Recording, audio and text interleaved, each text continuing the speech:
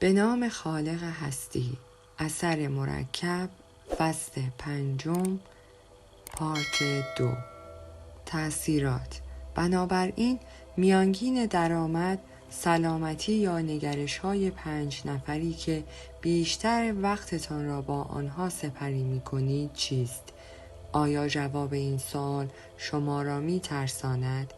اگر اینطور است، بهترین راه برای افزایش پتانسیلتان در هر ویژگی مورد نظرتان سپری کردن بیشتر وقتتان با آدم‌هایی است که همین حالا آن ویژگی‌ها و صفات را دارند.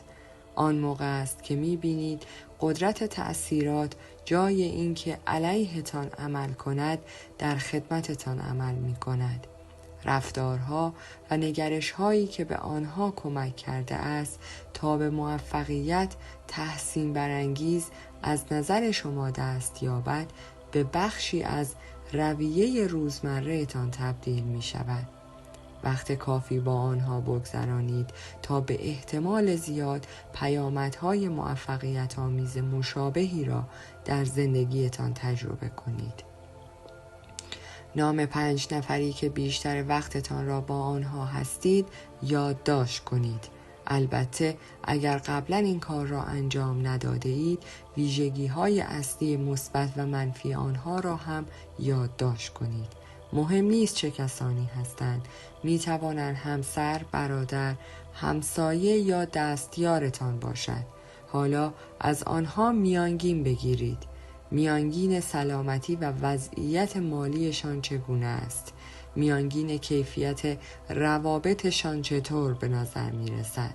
همانطور که نتایجتان را بررسی می کنید، از خودتان بپرسید آیا این فرصت برای من خوب است؟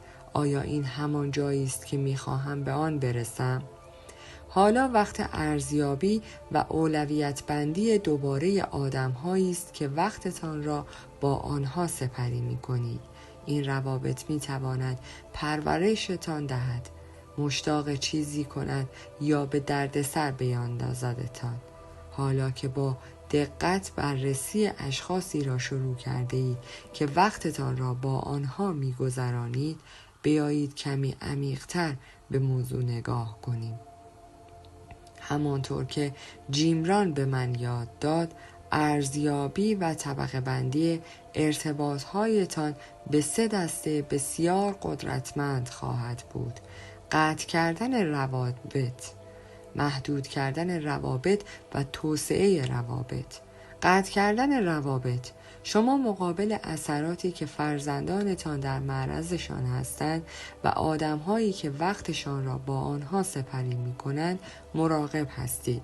شما از اثراتی که این آدم‌ها می‌توانند روی فرزندانتان و در نتیجه انتخاب‌هایشان داشته باشند خبر دارید. من معتقدم همین اصل باید به طرز مشابهی روی خودتان هم اعمال شود. شاید می‌دانید در زندگیتان آدم‌هایی هستند که باید روابطتان را با آنها کامل قطع کنید. این کار شاید آسان نباشد، ولی ضروری است. شما باید این تصمیم سخت را بگیرید و دیگر اجازه ندهید برخی از تأثیرات منفی خاص روی شما اثر کند. کیفیتی در زندگی را که خواهانش هستید تعیین کنید و بعد اطرافتان را با آدم‌هایی پر کنید که آن تصور را ارائه و حمایت می‌کنند. من دائم آدم‌هایی را که از رشد کردن و مثبت زندگی کردن امتناع می‌کنند از زندگیم می‌اندازم بیرون. رشد و تغییر روابطتان یک فرایند مادام العمر است. بعضی‌ها شاید بگویند نسبت به این موضوع سختگیر هستم، ولی دوست دارم بیشتر از اینها سختگیر باشم. من یک رابطه تجاری با شخصی داشتم که واقعاً به او علاقه‌مند بودم، ولی وقتی اوضاع اقتصادی دچار رکود شد، بیشتر صحبت‌های او روی این موضوع متمرکز شده بود که چقدر همه چیز وحشتناک شده است، چقدر شرکتش آسیب دیده و آن بیرون اوضاع چقدر سخت است. به او گفتم مرد، باید ابراز احساسات درباره این را که زندگی چقدر بد است تمام کنی. می توانم ببینم که چگونه اطلاعاتی را جمع می کنی که باورهایت را تقویت می کند. اصرار داشت همه چیز را بدتر و ناامید کننده تر از چیزی که هست ببیند و من تصمیم گرفتم دیگر هیچ تجارتی با او انجام ندهم. وقتی تصمیم سختی میگیرید که بین خودتان و آدم‌هایی که شما را از پیشرفت باز می‌دارند حد و مرزهایی بگذارید. متوجه می‌شوید که با شما به مبارزه برمیخیزند، به ویژه آنهایی که به شما نزدیکتر هستند. تصمیم شما برای یک زندگی مثبت‌تر و هدفمندتر آینه‌ای می‌شود برای انتخاب‌های ضعیف آنها. شما ناراحتشان می‌کنید و آنها تلاش می‌کنند تا شما را تا سطح خودشان پایین بکشند. مقاومتشان به این معنی نیست که دوستتان ندارند یا بهترین ها را برایتان نمی‌خواهند. در واقع این اصلاً درباره شما نیست، بلکه درباره ترس و احساس گناهشان از انتخاب‌های بد و بی‌نظمی‌های خودشان است. فقط این را بدانید که جدا شدن از آنها کار راحتی نخواهد بود. محدود کردن روابط. بعضی ها هستند که می توانید 3 ساعت از وقتتان را با آنها بگذرانید ولی 3 روز را نه. بعضی ها دیگر هستند که می توانید 3 دقیقه با آنها باشید نه 3 ساعت. همیشه یادتان باشد که تأثیر رابطه هایتان روی شما هم قوی است هم نامحسوس. آدم هایی که با آنها قدم میزنید به معنای واقعی کلمه می توانند آهسته رفتن یا سریع قدم برداشتنتان را تعیین کنند. به همین نحو شما هم نمی توانید مقاومت کنید و تحت تاثیر نگرش ها، کارها و رفتارهای برجسته اشخاصی قرار می گیرید که وقتتان را با آنها سپری می کنید. بر اساس آنکه آن آدم‌ها چگونه خودشان را نشان می‌دهند، تصمیم بگیرید چقدر می‌توانید از آنها تأثیر بپذیرید. می‌دانم کار سختی است. من در چند مورد مجبور شدم این کار را انجام دهم، حتی با اعضای خانواده‌ام. به هر حال من اجازه نمی‌دهم کارها یا نگرش‌های شخص دیگری اثر تضعیف کننده‌ای روی من داشته باشد. همسایه‌ای دارم که یک دوست 3 دقیقه است. برای 3 دقیقه یک صحبت کوتاه عالی داریم، ولی نمی‌توانیم برای 3 ساعت با هم باشیم. می‌توانم با یک دوست قدیمی دوران دبیرستان 3 ساعت وقت بگذرانم، ولی او یک دوست 3 روزه نیست. در ضمن بعضی ها هستند که می‌توانم چند روز را با آنها سپری کنم، ولی با آنها به یک تعطیلات طولانی نمی‌روم. نگاهی به روابطتان بیندازید و مطمئن شوید 3 ساعت از وقتتان را برای یک فرد 3 دقیقه‌ای صرف نمی‌کنید. توسعه روابط. تا اینجا فقط درباره بیرون کردن اشخاصی صحبت کردیم که اثرات منفی دارند، در حالی که این کار را انجام می‌دهید. می توانید جلوتر هم بروید. آدم‌هایی را شناسایی کنید که در زمینه‌هایی از زندگی که می‌خواهید در آنها پیشرفت کنید ویژگی‌های مثبتی دارند. آدم‌هایی با همان موفقیت تجاری و مالی که مد نظرتان است. مهارت‌های تربیت فرزندی که دنبالش هستید، روابطی که مشتاق آن هستید و شیوه زندگی که به آن علاقه‌مند هستید. بعد وقت بیشتری با آنها بگذرانید. به سازمان‌ها، کسب و کارها و باشگاه‌های ورزشی ملحق شوید که این آدم‌ها آنجا دور هم جمع می‌شوند و دوست پیدا می‌کنند. کمی جلوتر می‌بینید که من سابق بر این برای سپری کردن زمان با کیفیت و رسیدن به نتایج اتفاقی حتی به سوی شهر دیگری رانندگی می‌کردم. در کل این کتاب درباره جیم ران خیلی صحبت می‌کنم، چون غیر از پدرم جیم مهمترین راهنما و اثرگذارترین شخص در زندگی من بوده است.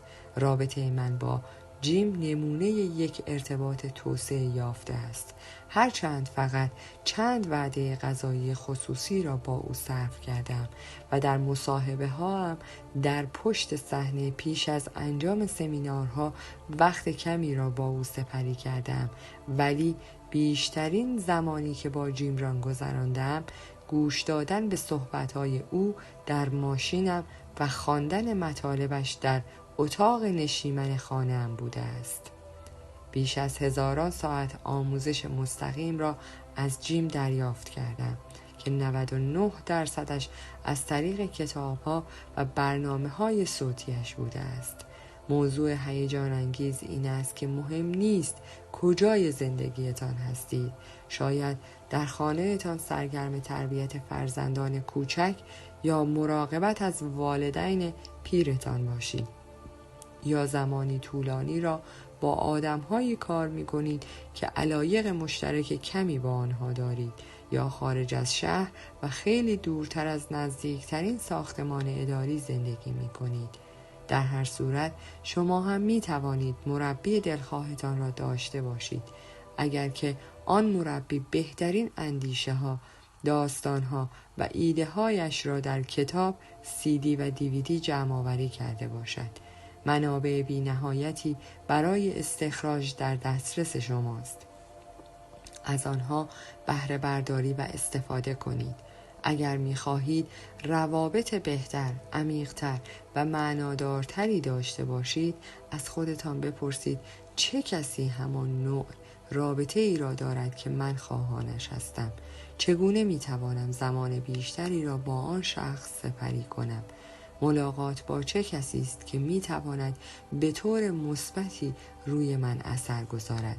اجازه دهید درخشش و گرمای آنها به شما سرایت کند. با شخصی همراه شوید که فکر می‌کنید بهترین، عالی‌ترین و موفق‌ترین شخص در عرصه مد نظرتان است. آنها چه مطالبی می‌خوانند؟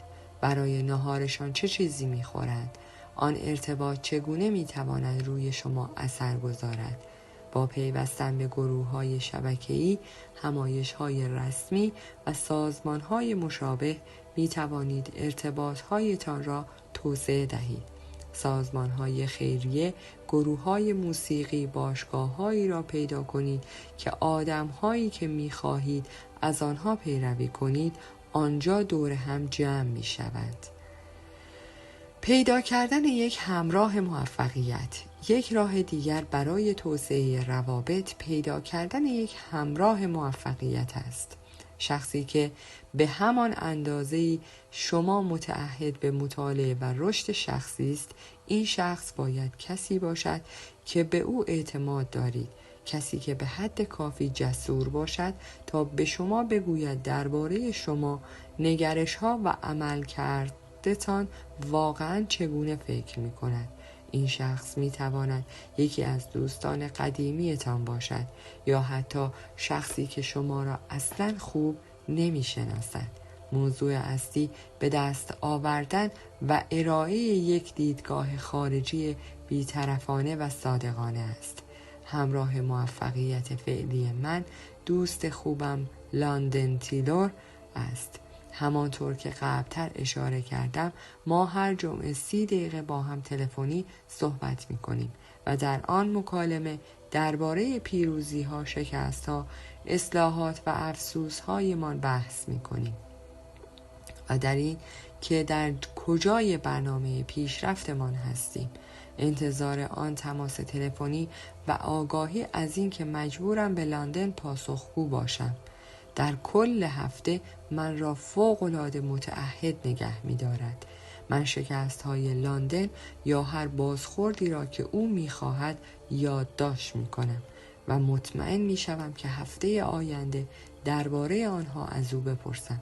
او هم همین کار را برای من انجام می‌دهد. به این ترتیب ما یکدیگر را پاسخگو و مسئول نگه می‌داریم. او شاید بگوید بسیار خوب، هفته پیش قبول کردی که در این مورد اشتباه کردی و متعهد به تغییرش شدی. این هفته درباره آن چه کاری انجام دادی؟ زندگی می‌گذرد. هر دوی ما مدیران پرمشغله و پرکاری هستیم، ولی برایم حیرت آور است که هر هفته این کار را بدون کوتاهی انجام می دهیم. کار راحتی نیست. بعضی وقتها تمام روز به این فکر می کنم که لعنتی باید این کار را انجام بدهم، ولی اغلب اواسط مکالمه تلفنی ما با خودم فکر می کنم چقدر خوشحالم این گفتگو را با هم داریم. حتی حین آماده شدن برای آن مکالمه و فکر کردن درباره پیروزی ها و شکست های بزرگم در آن هفته، درباره خودم چیزهایی یاد می گیرم. این هفته به لندن گفتم میدانی من کارهای نیمه تمام زیادی دارم. مشغول نوشتن کتابم هستم. با مسائل زیادی روبرو شدم و از چیزهای جدیدی آگاه شدم. اما واقعا هیچ چیز قابل ذکری برای این هفته ندارم. گفت این آخرین هفته است که اینطور میایی. بعد نفس عمیقی کشید و گفت من را فریب نده. درسم را گرفتم. در واقع من با تعیین نکردن یک چیز کاملا به یاد ماندنی برای به اشتراک گذاشتن با او خودم را فریب داده بودم. اگر علاقه‌مند باشید یک مسئله جدیدی برای شما دارم. آیا بازخورد واقعی می‌خواهید؟ اشخاصی را پیدا کنید که به اندازه کافی به شما اهمیت می‌دهند، که بی‌رحمانه با شما صادق باشند. از آنها اینها را بپرسید: به نظر شما من چگونه شخصیتی هستم؟ فکر می‌کنید نقاط قوت من چیست؟ فکر می‌کنید در کدام زمینه‌ها می‌توانم پیشرفت کنم؟ فکر می‌کنید در چه مواردی اشتباه می‌کنم و خودم را زیر سوال می‌برم؟ چه کاری است که با متوقف کردنش می‌توانم بیشترین منفعت را ببرم؟ چه کاری است که باید انجام دادنش را شروع کنم؟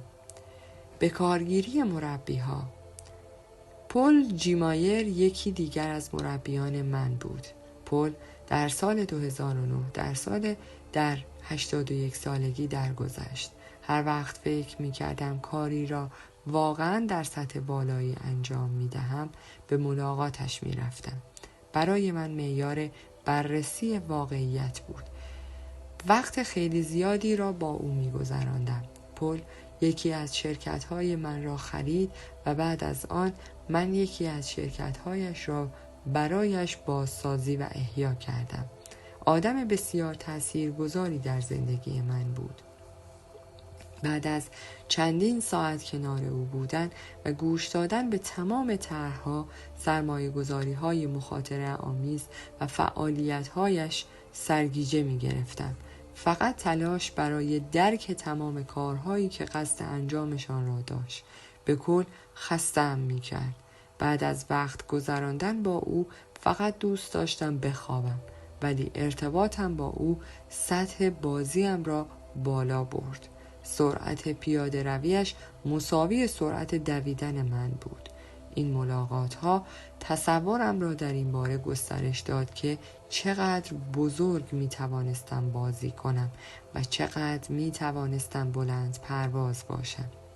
شما هم باید وقتتان را با چنین آدم هایی سپری کنید.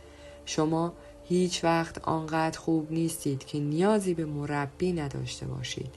در مصاحبه‌ام با هاروارد مککی او گفت من 20 مربی داشتم. باور می‌کنی؟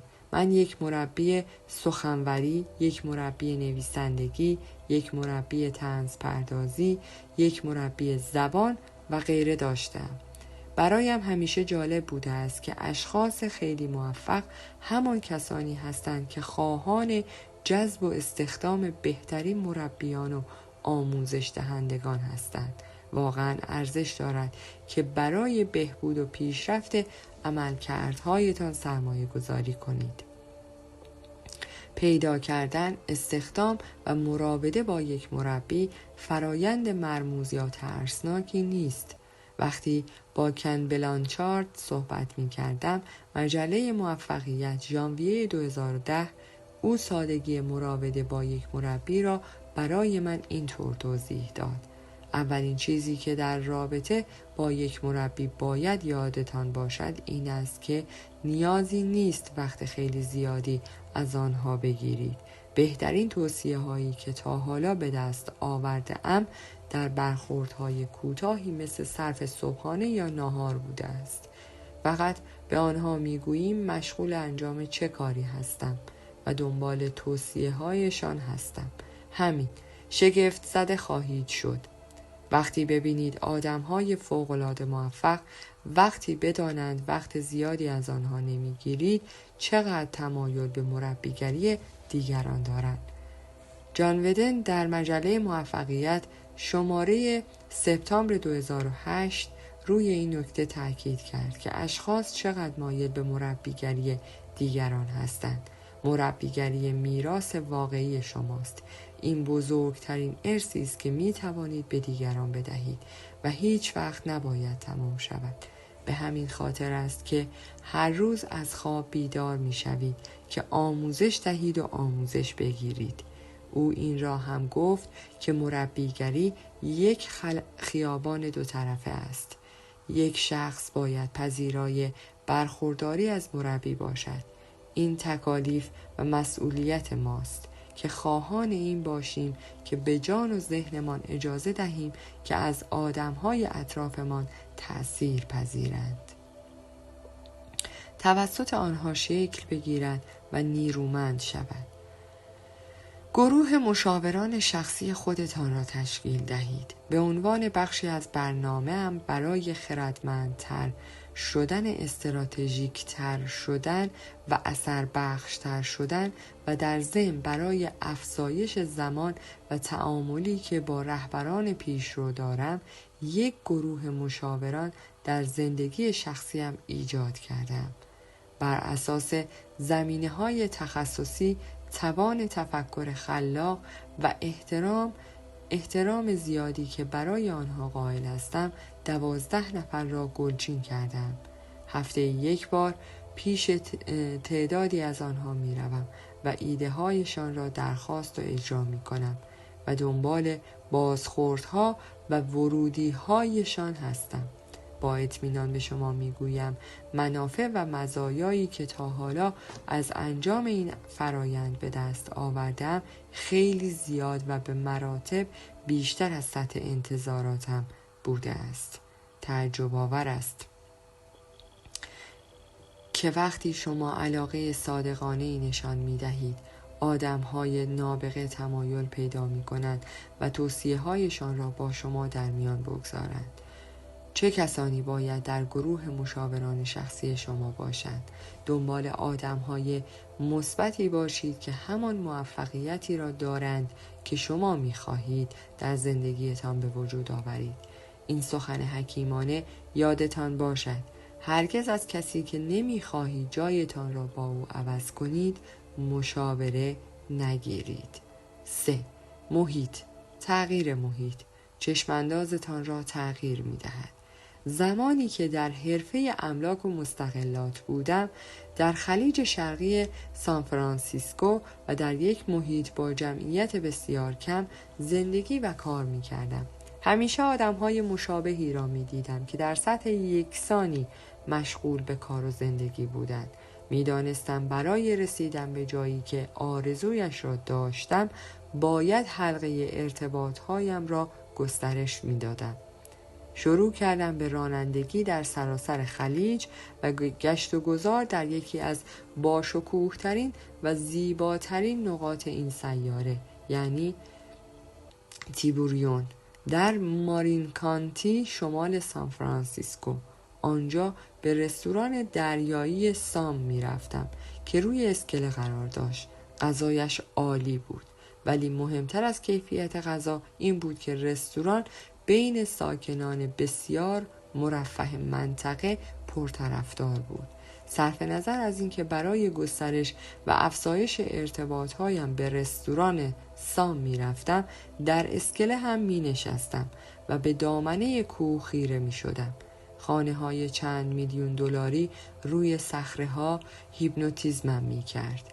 یکی از خانه هایی که همیشه توجهم را جلب می کرد یک خانه 4 طبقه آبی رنگ بود که یک میله برقگیر به شکل دلفین روی سقفش قرار داشت. همیشه از خودم می پرسیدم یک خانه عالی چه ویژگی هایی دارد؟ اگر کسی یکی از آن خانه ها را به من بدهد کدام یک را انتخاب می کنم؟ جوابم همیشه یکی بود، آن خانه آبی رنگ. آن خانه در عالی ترین جا بود و بهترین چشم انداز را داشت. یک روز در راه برگشت به خانه‌ام تابلویی دیدم با این مضمون که بازدید برای عموم آزاد است. با خودم گفتم بازدید کردن از آن باید جالب باشد. همانطور که تابلوها را دنبال می کردم در جاده مارپیچ باریکی روی صخره ها بالا می رفتم. بالاخره بالای تپه رسیدم و خانه را پیدا کردم. وقتی واردش شدم رفتم سمت پنجره رو به خلیج و جهانی شگفت‌انگیز با یک گستره 300 درجه جلوی چشمانم قرار گرفت. واقعا لذت بخش بود، دیوانه کننده. رفتم به ایوان خانه و اطراف را بررسی کردم. ناگهان متوجه شدم این همان خانه است که سالها به آن خیره می شدم. همان خانه آبی بود. بلافاصله قرارداد را امضا کردم. خانه رویاییم حالا مال خودم شده بود.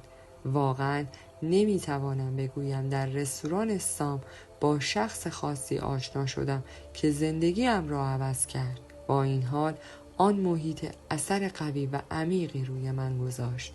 تماشای خانه‌های بالای صخره‌ها بلند پروازیم را تحریک کرد.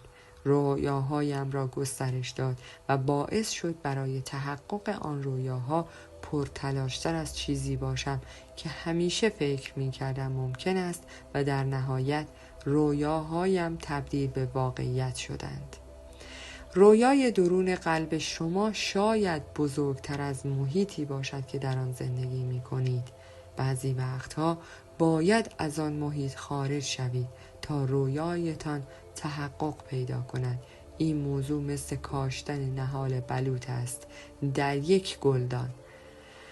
وقتی ریشه هایش محدود شوند رشدش متوقف می شود. نهال برای تبدیل شدن به یک درخت بلوط بزرگ و تنومند فضای بیشتری می خواهد. شما هم همینطور.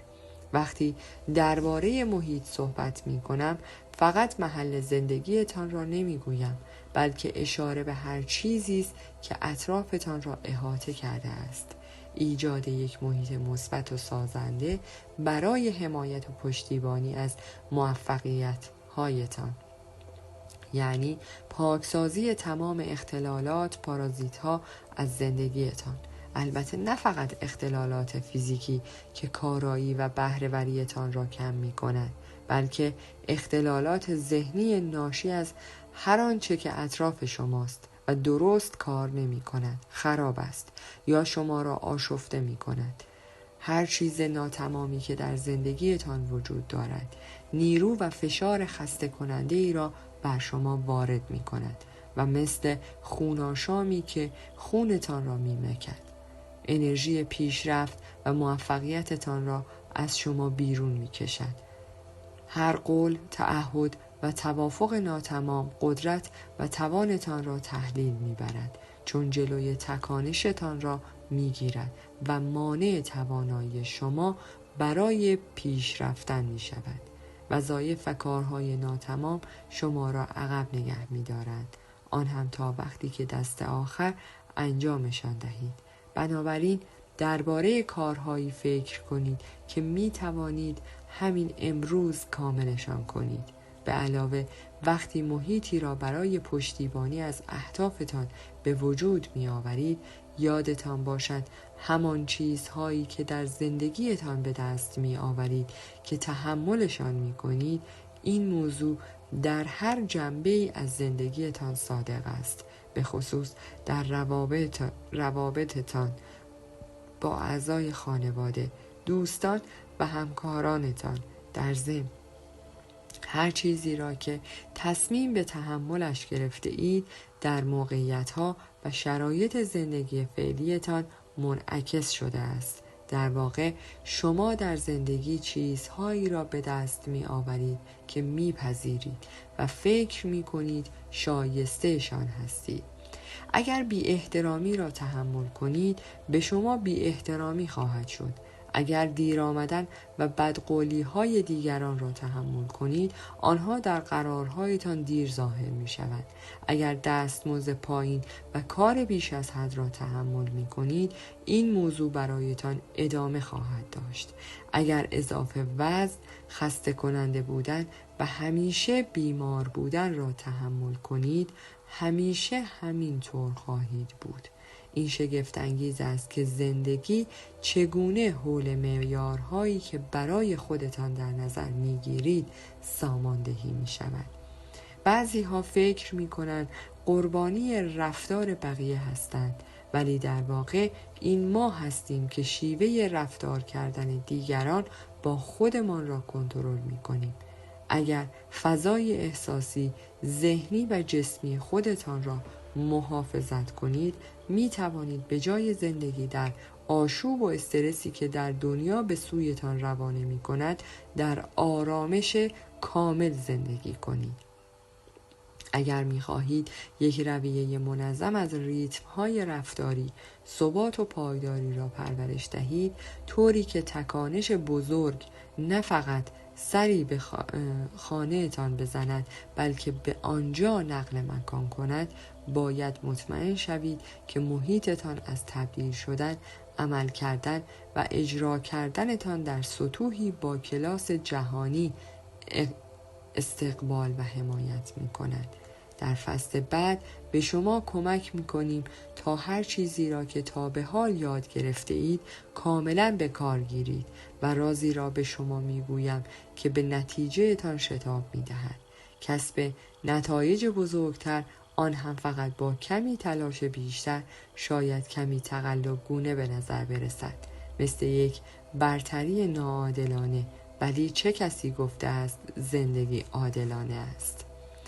به خدمت گرفتن اثر مرکب، خلاصه گام‌های عملی، اثری را که ورودی‌های رسانه‌ها و اطلاعات روی زندگیتان دارند شناسایی کنید.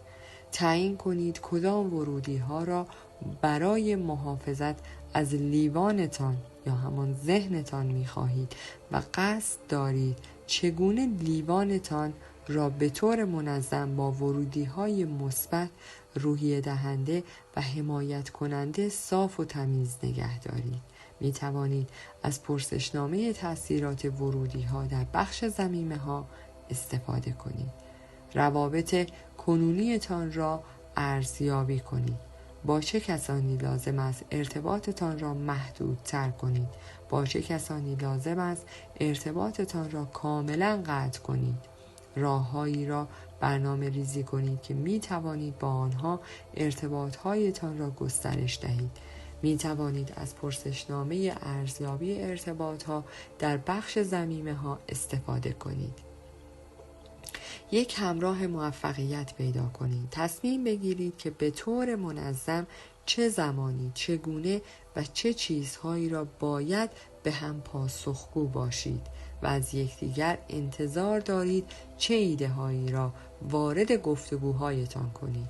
3 عرصه از زندگیتان را مشخص کنید که روی بهبود و پیشرفت آنها بیشتر تمرکز کرده اید. برای هر یک از آن 3 عرصه یک مربی پیدا کنید و با او در ارتباط باشید. مربیان شما می توانند اشخاصی باشند که چیزی را که شما در آرزویش هستید انجام داده اند و با آنها گفتگوهای کوتاه و مختصری دارید، یا اینکه می توانند کارشناسان و متخصصانی باشند که ایده هایشان را در کتاب هایی نوشتند یا روی CD هایی ضبط کردند. در پایان از شما دوستان عزیزم می‌خواهم برای حمایت بیشتر ما کانال ما را به دوستان خود معرفی کنید. برای انرژی بیشتر ما رو لایک کنید و برای ادامه پرقدرت‌تر سابسکرایب. تا درودی دیگر، درود و 200 بدرود.